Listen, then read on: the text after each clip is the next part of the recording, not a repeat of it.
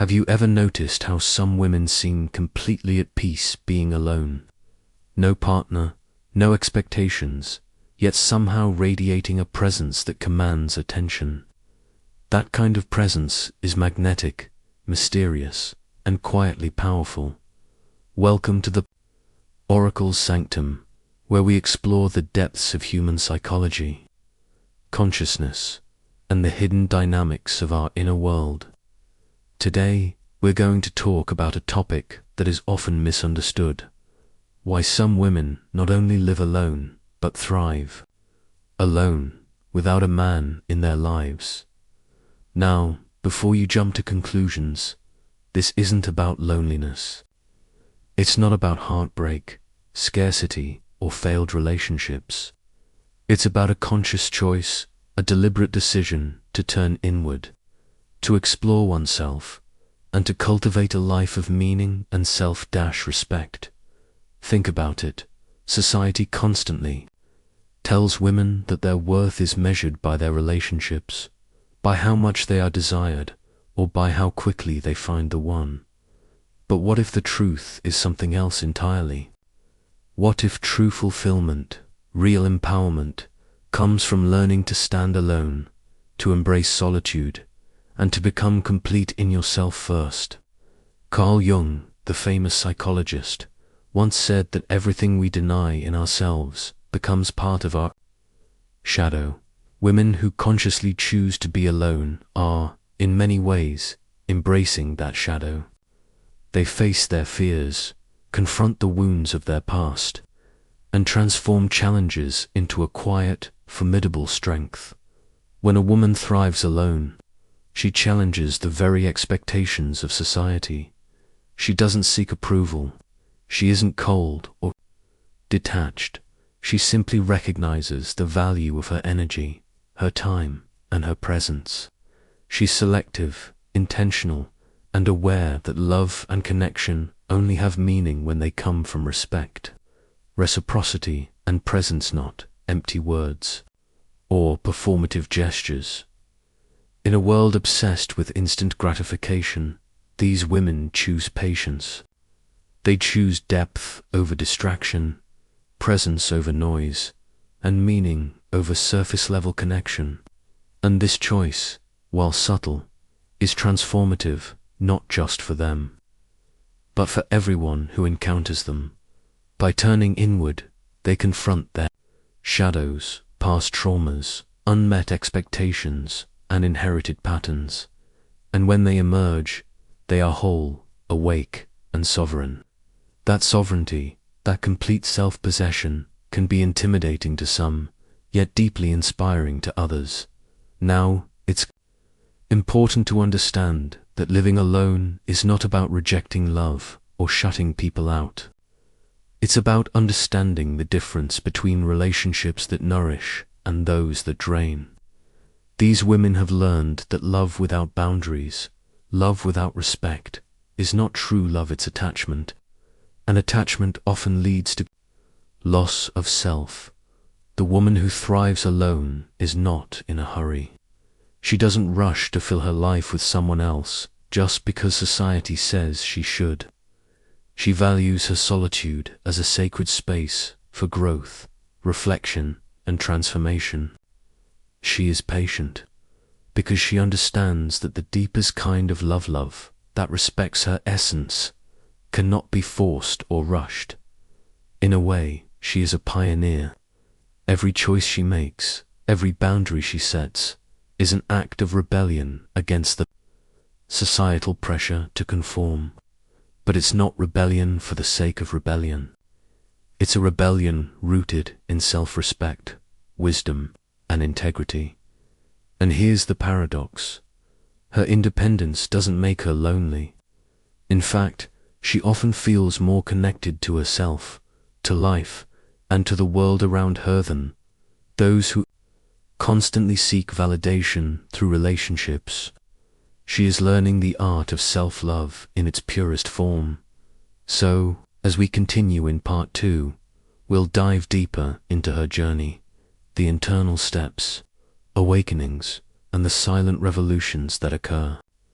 When a woman truly embraces herself and her solitude, we'll explore how her choices ripple outward, how her strength challenges societal norms, and how her presence becomes a quiet but undeniable force of transformation.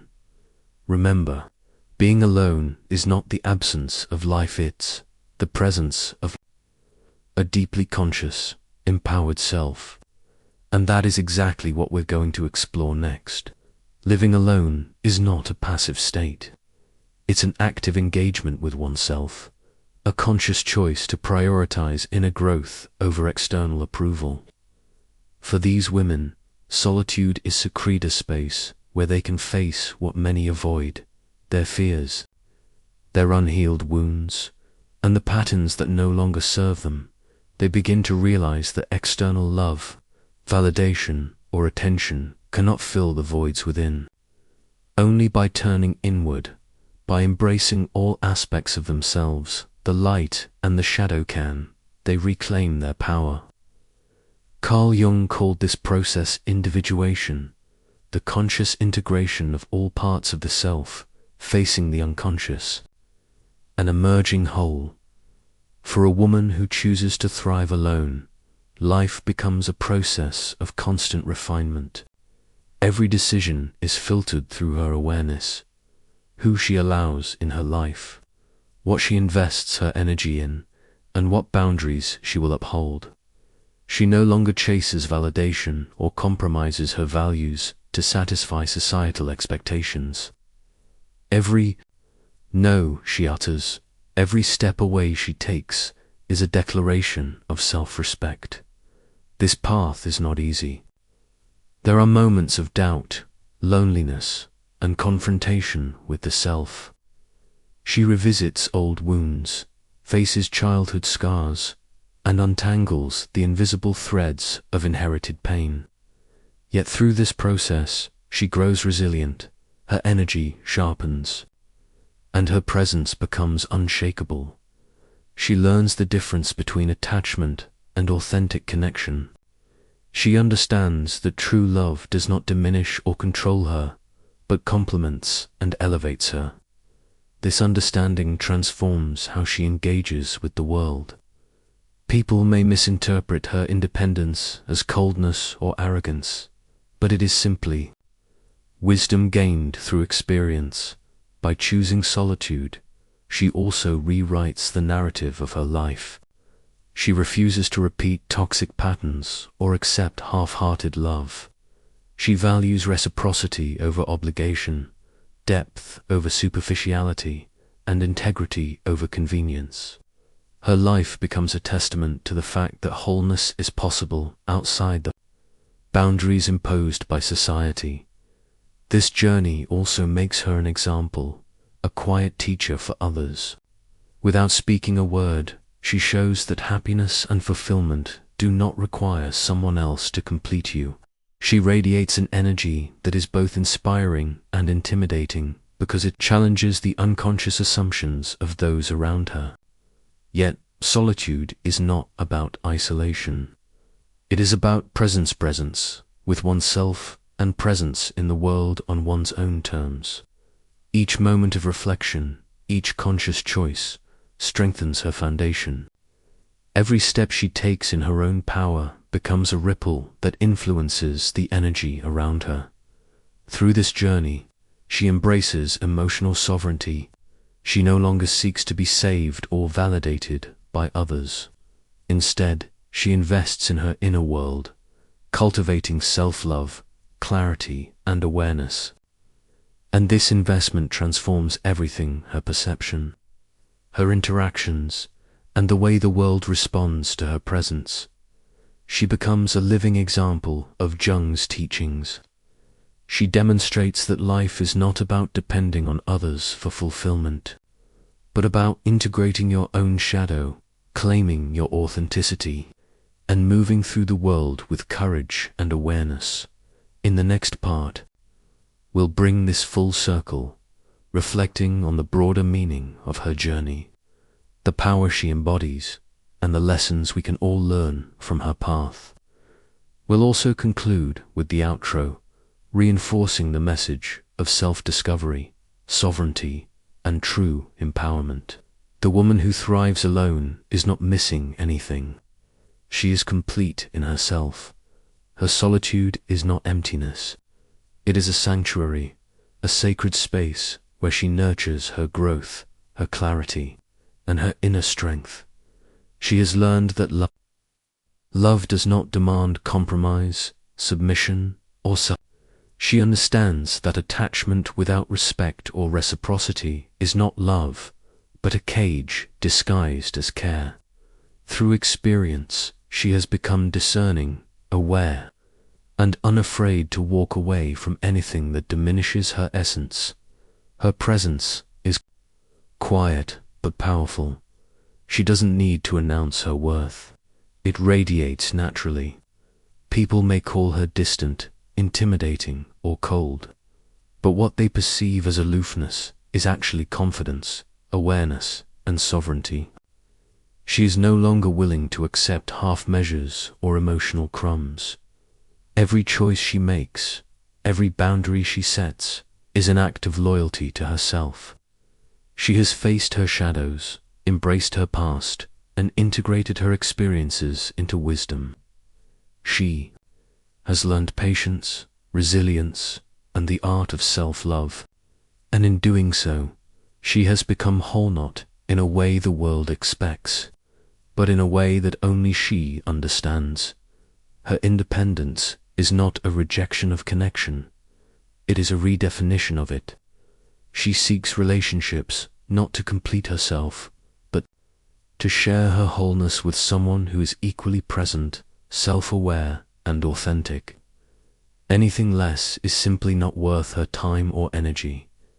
This woman's journey is a reminder to all of us. Happiness and fulfillment begin within. Waiting, observing, and growing alone is not a failure, is preparation for a life of conscious choice, meaningful connection, and inner freedom. She embodies Jung's principle of individuation, embracing all parts of herself, facing the unconscious, and emerging stronger, wiser, and whole. For anyone watching, reflect on this. The path of solitude is not about denial of the world, but mastery of the self. It is a quiet revolution, a reclamation of personal power, and a celebration of authenticity. The lessons she teaches are subtle but profound. Presence is more valuable than approval, clarity more powerful than compromise, and integrity more lasting than acceptance. As we conclude, I invite you to consider your own inner journey. How often do we seek external validation when the deepest truths reside within? How often do we compromise our essence for the sake of conformity? The woman who thrives alone reminds us that self-love, patience, and awareness are the foundation. For everything else, thank you for joining me on the Oracle's Sanctum. If this message resonated with you, take a moment to reflect. Share it with someone who needs to hear it, and honor the journey within yourself. True empowerment begins quietly from within, and radiates outward in ways the world cannot ignore. Remember, being alone is not a punishment, it is a vow to protect your soul, nurture your growth, and live fully as yourself. And when love enters, after such self-discovery, it does not fill a void, it overflows, enhancing a life that is already complete.